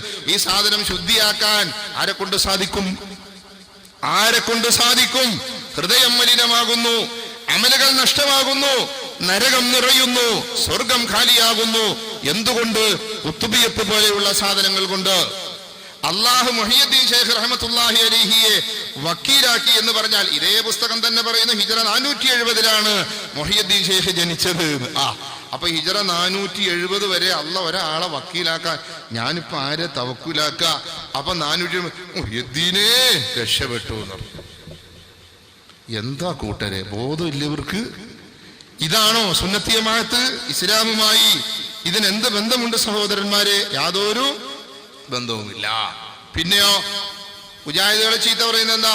അവർക്കും മദ്ഹബില്ലാത്തവരാ, അവര് മദ്ഹബിനെ തള്ളിയവരാണ്. മുജാഹിദുകൾ അവിടെ മദ്ഹബിനെ തള്ളിയോ? ഇല്ല. 4 മദ്ഹബിലെയും പരിശുദ്ധ ഖുർആനിനും തിരുസുന്നത്തിനും അനുകൂലമായ സകല വിധികളും സ്വീകരിക്കണം. എന്ന് പറയുന്നവരാണ് മുജാഹിദുകൾ. ഏതെങ്കിലും ഒരു മദ്ഹബ് ഖുർആനിനെതിരായ അഭിപ്രായം വന്നാലും സുന്നത്തിനെതിരായ അഭിപ്രായം വന്നാലും അത് തന്നെ പിടിക്കണം, കുരങ്ങൻ നീർക്കോലിനെ പിടിച്ച മാതിരി പിടിക്കണം എന്ന് പറഞ്ഞാൽ അത് മുജാഹിദുകൾ അംഗീകരിക്കൂല. 4 മദ്ഹബിലും കൊള്ളാവുന്നതുമുണ്ട് തള്ളാവുന്നതുമുണ്ട്. കൊള്ളാവുന്നത് സ്വീകരിക്കുക, തള്ളേണ്ടത് തള്ളിക്കളയുക. ഈ നയം മുഹ്യിദ്ദീൻ ശൈഖ് റഹ്മത്തുള്ളാഹി അലൈഹി അങ്ങനെ തന്നെ ചെയ്തിട്ടുണ്ട്. അതിന് പ്രശ്നമില്ല. മുഹ്യിദ്ദീൻ ശൈഖ് റഹ്മത്തുള്ളാഹി അലൈഹി ആദ്യം ഷാഫി മദ്ഹബുകാരനായിരുന്നു, പിന്നീട് ഹംബലി മദ്ഹബിലേക്ക് മാറി. അതിന്റെ കാരണം എന്താ? അതിന്റെ കാരണം നബി സല്ലല്ലാഹു അലൈഹി വസല്ലമയെയും അതുപോലെ തന്നെ സഹാബത്തിനെയും മുഹ്യിദ്ദീൻ ശൈഖ് റഹ്മത്തുള്ളാഹി അലൈഹി സ്വപ്നം കണ്ടു. മൊത്തം സ്വപ്നാട്ടോ, കഥയിൽ ചോദ്യമില്ലേ, സ്വപ്നം കണ്ടു. അപ്പൊ ഇമാം അഹ്മദ് ബിൻ ഹംബൽ റഹ്മത്തുള്ളാഹി അലൈഹി ഓടി വന്നിട്ട് നബി സല്ലല്ലാഹു അലൈഹി വസല്ലമയോട് പറഞ്ഞു, നബിയെ, അവിടുത്തെ മകനായ മുഹിയുദ്ദീൻ അബ്ദുൽ ഖാദറിനോട് എന്നെ ഒന്ന് രക്ഷപ്പെടുത്താൻ പറയണം. എന്റെ മദ്ഹബിൽ ആരുമില്ല, എന്റെ ഗ്രൂപ്പിൽ ആൾക്കാരില്ല. മൂപ്പരോട് എന്റെ ബ്രാൻഡ് അംബാസഡറായിട്ട് കുറച്ച് ആൾക്കാർ എന്റെ ഗ്രൂപ്പിൽ പുതിയ മെമ്പർമാരാക്കാൻ ഒന്ന് പറയണം. അപ്പൊ നബി പറഞ്ഞു, എന്നാ പിന്നെ അങ്ങനെ ആയിക്കാളാം. ഓ ശരി, ആയിക്കോട്ടെ. വിശദീകരണം കൊടുത്തത് ഈ പുസ്തകത്തിൽ.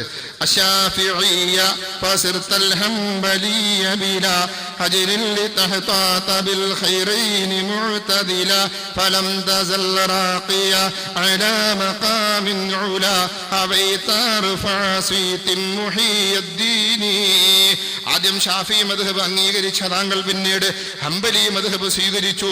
ആദ്യത്തിനോട് യാതൊരു വെറുപ്പുമില്ലാതെയാണിത് ചെയ്തത്. നല്ല നിലയിൽ ഇരു ഗുണത്തെയും ഒരുമിച്ച് കൂട്ടാനാണ് നിങ്ങൾ ഇപ്രകാരം പ്രവർത്തിച്ചത്. അങ്ങനെ ഏറ്റവും ഉന്നത നിലവാരത്തിലേക്ക് കയറിക്കൊണ്ടിരിക്കുന്നു. അത് കാരണം ഉന്നത പ്രശംസ നിങ്ങൾക്ക് ലഭിച്ചിരിക്കുന്നു. മുഹ്യിദ്ദീൻ ശൈഖേ, മുഹ്യിദ്ദീൻ ശൈഖിന് ചെയ്യാം, മുജാഹിദുകൾ ചെയ്യാൻ പാടില്ല.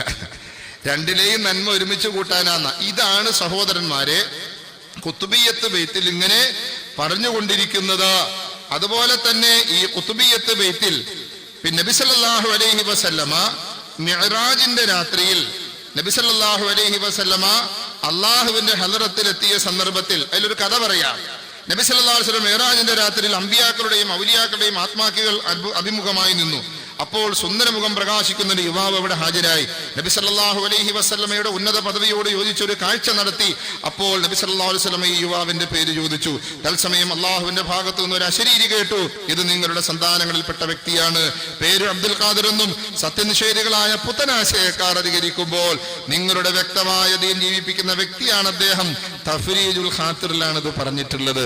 വാറോല, പാള എന്ന ഇതേ പുസ്തകത്തിന്റെ തന്നെ, പാറന്നൂർക്കാരൻ മൊയ്ലാർ എഴുതിയ പുസ്തകത്തിന്റെ തന്നെ 27-ാമത്തെ പേജിൽ പിന്നെ പറയുന്നുണ്ട്, ഇന്ന ജദ്ദി റസൂലല്ലാഹി കാന യഖൂൽ അൻതൽ ഖലീഫതു ലീ ഫീ ഖൈരി കുല്ലി മഖൂൽ ഫകുല്ലി ഉമ്മത്തി അൽ മദദർതലാക ഉഖൂൽ ഫഅൻത ഖയ്യിമു ശർഈ മുഹിയുദ്ദീൻ.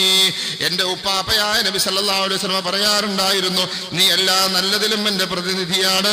അതുകൊണ്ട് ജനങ്ങളുടെ ബുദ്ധി തൃപ്തിപ്പെടുന്ന രൂപത്തിൽ നീ എൻ്റെ സമുദായത്തിന് സഹായിക്കണം. എൻ്റെ ശരീഅത്ത് നിയന്ത്രിക്കുന്ന വ്യക്തിയാണ് നീ.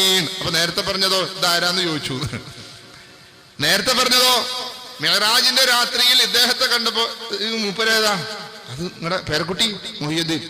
ഓ മുഹിയുദ്ദീൻ, ശരി, അസ്സലാമു അലൈക്കും, മൊബൈൽ നമ്പർ എന്നേക്കട്ടെ, ഞാൻ വിളിക്കാം. മിഅ്റാജിന്റെ രാത്രിയിൽ ഇവിടെ പറയുന്നത് എന്താ? മുഹിയുദ്ദീനെ എന്റെ ശരീഅത്തൊക്കെ സംരക്ഷിക്കണം നീയാന്ന്. ഇത് രണ്ടും കൂടെ എങ്ങനെ ചേരാ? ഇത് രണ്ടും കൂടെ എങ്ങനെ ചേരാ സഹോദരന്മാരെ? തീർന്നില്ല. അള്ളാഹുവിന്റെ ദീനിന് ഘടകവിരുദ്ധമായി ലോകത്ത് അമ്പിയാക്കളെ കഴിഞ്ഞാൽ ഏറ്റവും ശ്രേഷ്ഠരാരാ?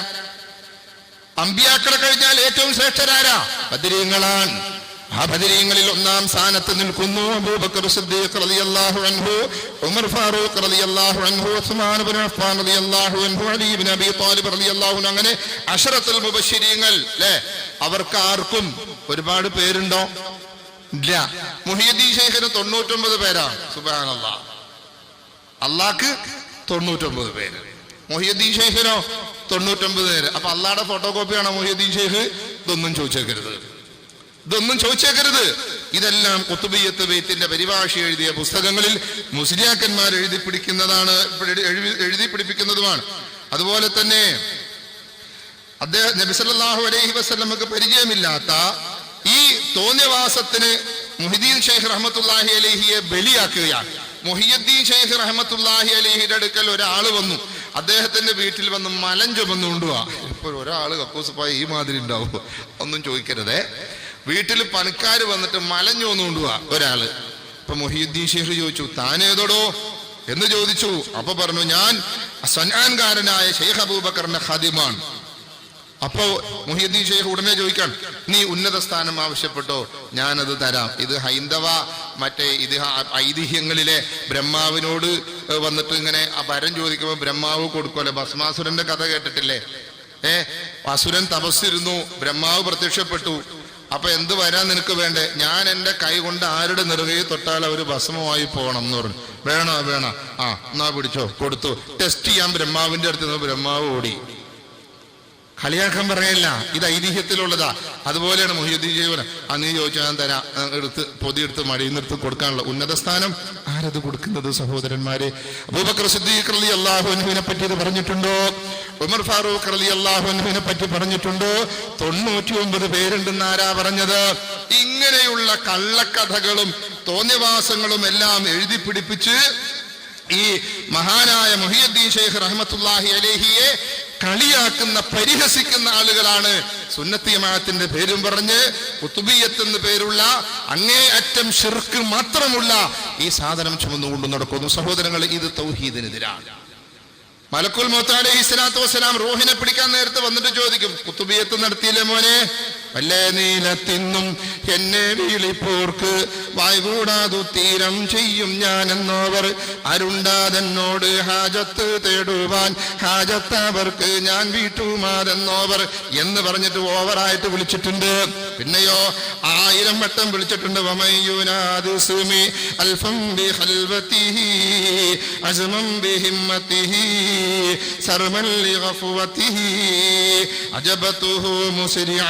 من أجل دعوته فليدعو يا عبد القادر محي الدين. ഖുതുബിയ്യത്ത് ബൈത്തിൽ പറയുകയാണ്, ആരെങ്കിലും എന്റെ പേര് 1000 തവണ മറ്റു ചിന്തകളെ തൊട്ട് ഒഴിവായി വിളിച്ചാൽ, ദൃഢനിശ്ചയത്തോടും അശ്രദ്ധ ഒഴിവാക്കിയും വിളിച്ചാൽ അവന്റെ വിളിക്ക് ഞാൻ പെട്ടെന്ന് ഉത്തരം ചെയ്യുന്നതാണ്. സുബ്ഹാനല്ലാഹ്. എന്താന്ന് നോക്ക്, ആരെങ്കിലും എല്ലാ ശ്രദ്ധയും വിട്ട് എന്നെ വിളിച്ചാല് ഉടനെ വായ്കൂടാതു തീരം നൽകും ഞാൻ എന്നോവർ. ആ വായ കൂടുന്നതിന്റെ മുമ്പ് ഞാൻ ഉത്തരം നൽകുന്നതാണ്. തീർന്നില്ല സഹോദരങ്ങളെ. ഖുതുബിയ്യത്ത് ബൈത്തിന്റെ പരിഭാഷയിൽ പാറന്നൂർക്കാരൻ മുസ്ലിയാർ എഴുതി വെച്ചിരിക്കുന്ന കഥ കേട്ടോ. ഈജിപ്തിൽ ഒരു കച്ചവടക്കാരനുണ്ടായിരുന്നു. ഗൗസുൽ ആലമിനെ പറ്റി അദ്ദേഹത്തിന് അങ്ങേയറ്റ വിശ്വാസമായിരുന്നു. മധ്യവർത്തികളൊന്നുമില്ലാതെ ഷെയ്ഖിന്റെ തരീഖത്തിൽ പ്രവേശിക്കണം എന്ന് അദ്ദേഹം ആഗ്രഹിച്ചു. 40 കൊല്ലത്തോളം ഉദ്ദേശം നടന്നിട്ടില്ല. ശരിക്കും ഓർമ്മ വെക്കണം, 40 കൊല്ലം അദ്ദേഹത്തിന്റെ ഉദ്ദേശം നടന്നില്ല. അങ്ങനെ അദ്ദേഹം ബഗ്ദാദിലേക്ക് യാത്ര തിരിച്ചു. അവിടെ എത്തിയപ്പോൾ മുഹിയുദ്ദീൻ ഷെയ്ഖ് റഹ്മത്തുള്ളാഹി അലൈഹി വഫാത്തായ വിവരമാണ് ഈ കച്ചവടക്കാരൻ അറിയുന്നത്.